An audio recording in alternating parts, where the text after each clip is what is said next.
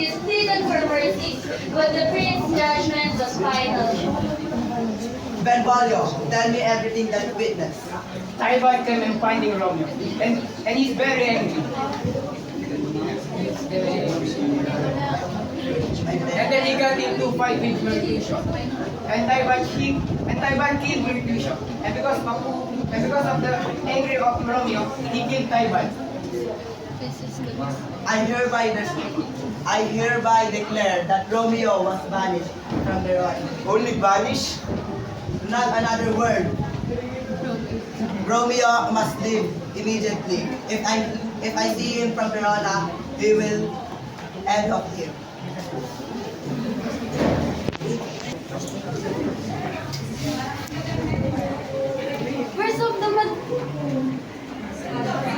Where's the husband of my madam? How's my Juliet? What have I done? I brought tears in her eyes. I must not live. No, your wife is grateful that you live, and you want to take that away from her. How will she live?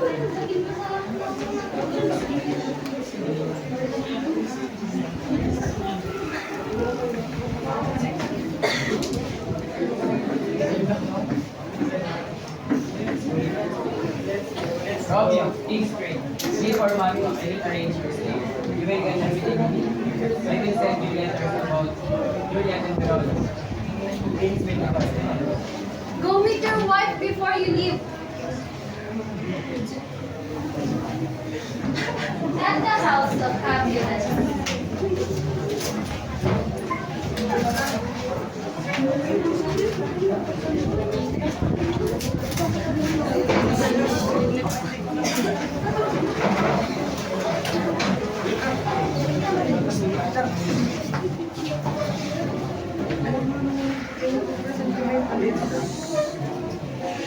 Paris, I have a good news.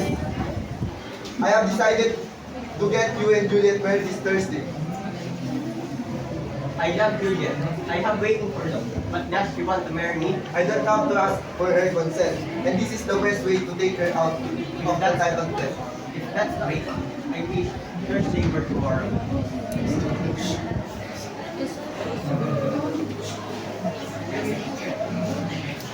Capulet, Lady Capulet enters, gathered in her room.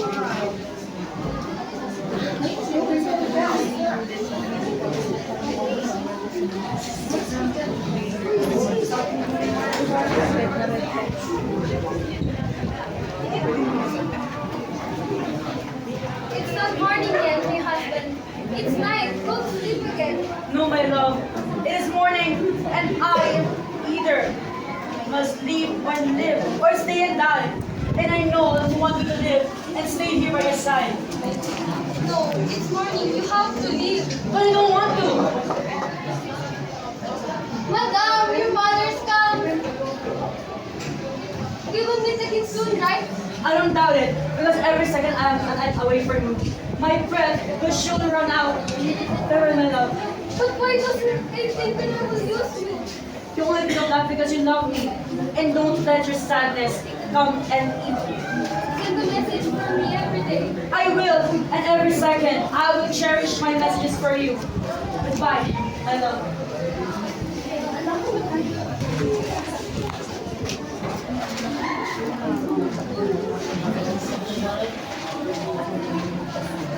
The room of Juliet, Lord Capulet, Lady Capulet, and nurse gathered in her room.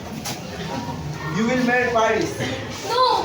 Father, I don't want to marry Count Paris. At every dinner, at every gathering, every night, I have only thought that get good match for you. And now I found a count. This is how you repay me. I don't know. You listen to me, daughter. You will marry him on Thursday. And if you dare to reject the count, then I will disown you. You will be dead to me. No, Father, please! I don't want to marry anybody else. I want my Romeo back. What is money? What is the use of your husband if he can't stay out of his debt? If he can stay near his wife, he should marry the town. He should do the business from your heart. And so, I want to see you happy. father that I'm still guilty of this failure. I will marry Count Paris. Now we'll go to father. My child, I know you will do the right thing.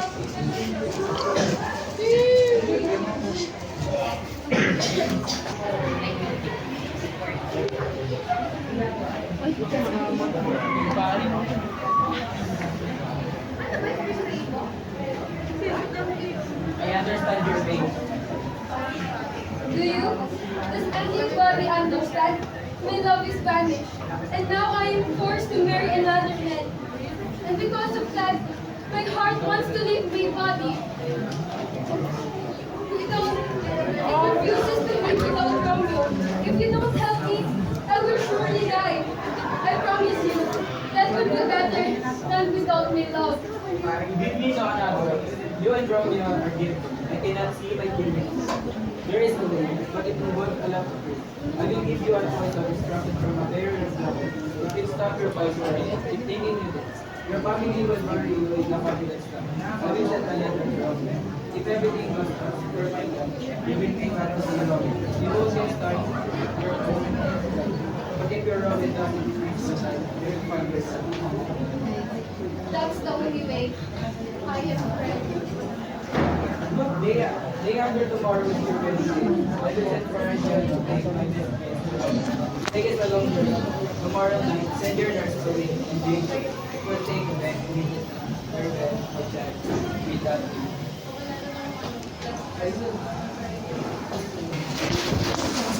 I apologize, Father. I am going to marry Count Paris. Oh, daughters, I'm so proud of you. You make me happy.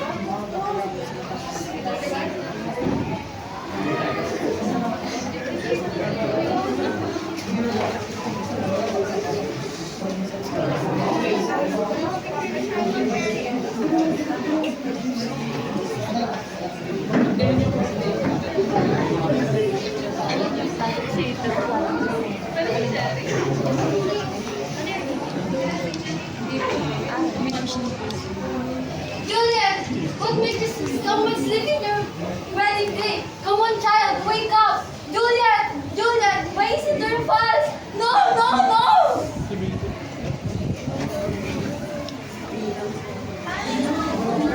At the streets of Verona,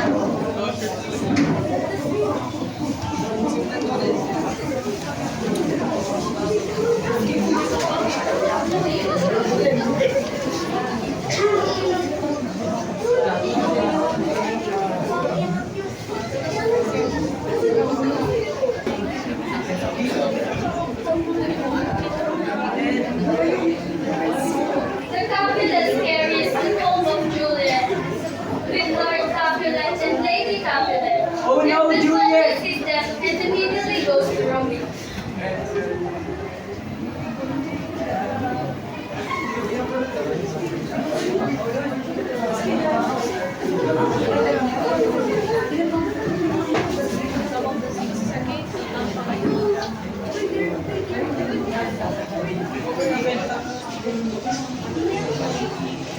My good friend and colleague, how have you been?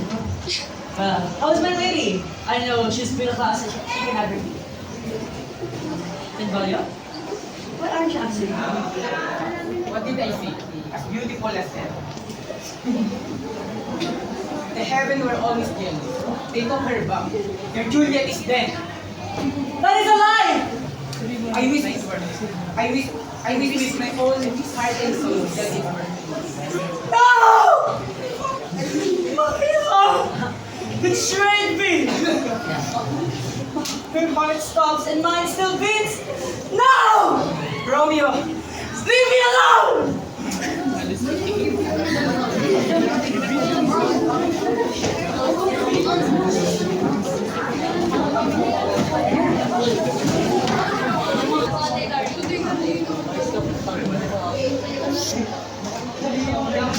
This discourse is as potent as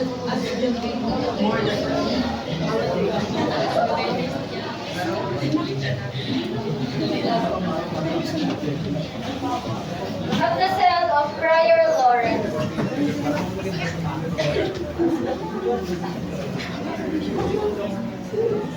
I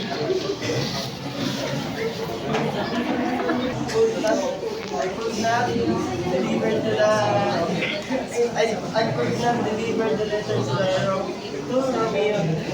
Oh no!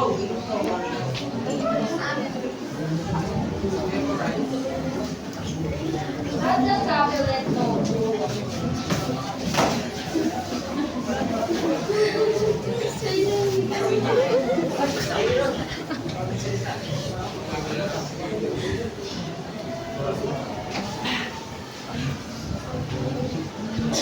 Why are you here, Montague? Does not name still matter? I am here looking for my loved one. Where do you think you're going?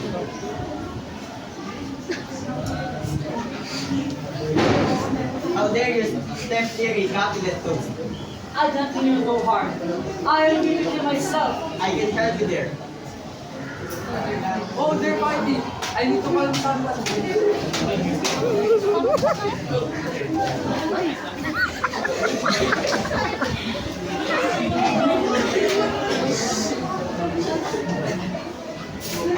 My love, my life, you are still beautiful as you are. Death took away your life, your beauty can never age. But your beauty can never age. But we will soon be in the same heaven as soon as I drank this poison.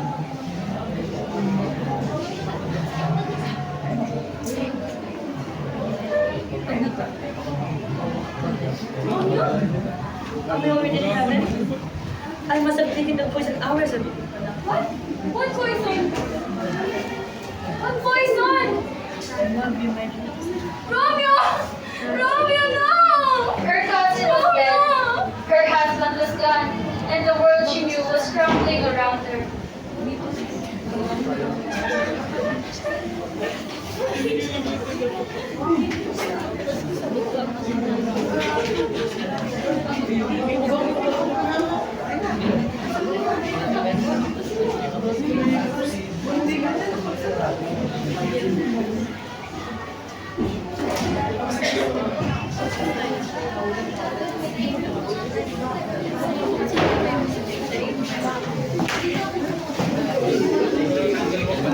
Brings the unusual peace to Verona. One that is trapped in sadness, for two souls have humbled the entire town with the purity and innocence of their love. Tonight, the moon will be ashamed to show its face tonight. The star won't twinkle no more. We will have such sadness moment. For never was the love story of more than of this of Romeo and Juliet, and never there will ever will be. The story ends in heartbreak. Romeo and Juliet, young and dumb, now lie together in death. Their dreams last forever. Their families, once filled with hate, now stand in sorrow and regret. Too late, they see the cost of their feud. Two lives taken too soon. From this tragedy, a lesson is learned. Hatred only brings pain, and love, though strong, cannot survive in a world of war. And that is the story of Romeo and Juliet. A tale of love, faith, and the cost of old grudges. A story of two hearts that beat as one, only to be silenced apart.